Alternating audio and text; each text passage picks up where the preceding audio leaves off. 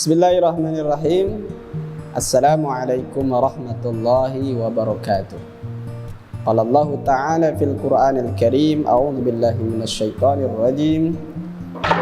Ya bani Adam khudhu zinatakum 'inda kulli masjid wa kulu washrabu wa la tusrifu innahu la yuhibbul musrifin. Shadaqallahul azim.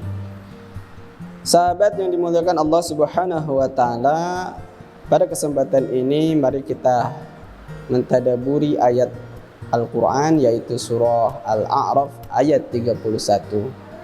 Kita ketahui bahwa Al-Qur'an itu adalah pedoman hidup manusia yang diturunkan oleh Allah Subhanahu wa taala. Di dalamnya adalah mukjizat, bukan hanya isinya saja, melainkan urutan huruf, urutan kalimat, itu semuanya adalah mukjizat. Pada kesempatan ini mari kita tadabbur sedikit, yaitu surah Al-A'raf ayat 31.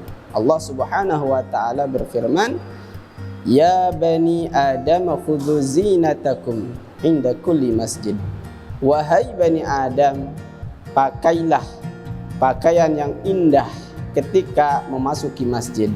Wa kulu, dan makanlah, washrabu, dan minumlah, wala tusrifu, dan janganlah berlebihan.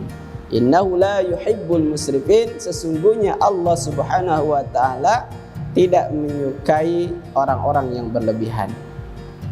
Nah, ketika kita melihat konteks ayat ini mengandung mukjizat yang berkaitan dengan makanan. Yang pertama, ketika Allah Subhanahu wa taala menyuruh manusia untuk makan, kita bisa hubungkan dengan inda kulli masjid. Mungkin selama ini kita ketika ditanya berapa makan sehari yang idealnya, ada yang menjawab 3 kali, ada yang menjawab 2 kali. Padahal kalau kita melihat konteks ini, para ulama mengatakan idealnya sehari itu adalah sesuai dengan masuknya kita ke masjid. Laki-laki yang dewasa setiap hari masuk ke masjid berapa kali? 5 kali. Inda kulli masjid. Kenapa? Karena ini menggunakan wawu. Wakulu, wawunya wawu ataf, ya.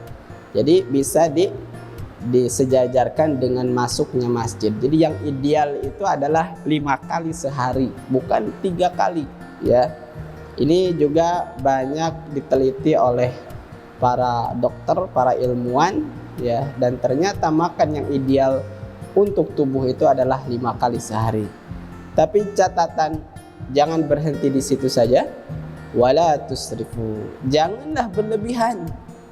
Kalau kita kadang makannya kalau belum nasi itu belum makan, padahal buah itu juga makan, ya. Dan semuanya itu bisa dikategorikan makanan. Wala tusrifu, buah, kurma, jeruk dan sebagainya itu juga bisa makan. Nah, di sini kita membahas wala tusrifu, tidak boleh berlebihan. Tidak boleh makannya kekenyangan, karena ada dampak ketika kita makannya berlebihan. Imam Syafi'i mengatakan ketika perut ini terlalu kekenyangan, maka akan timbul akibat dari yang kita lakukan itu. Pertama, munculnya penyakit-penyakit. Yang kedua, munculnya rasa malas, karena terlalu kenyang akhirnya malas. Yang ketiga adalah mengurangi kecerdasan.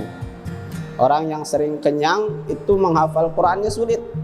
Kenapa? Karena terlalu kekenyangan. Kemudian cepat pengen tidur, itu bahayanya, ya.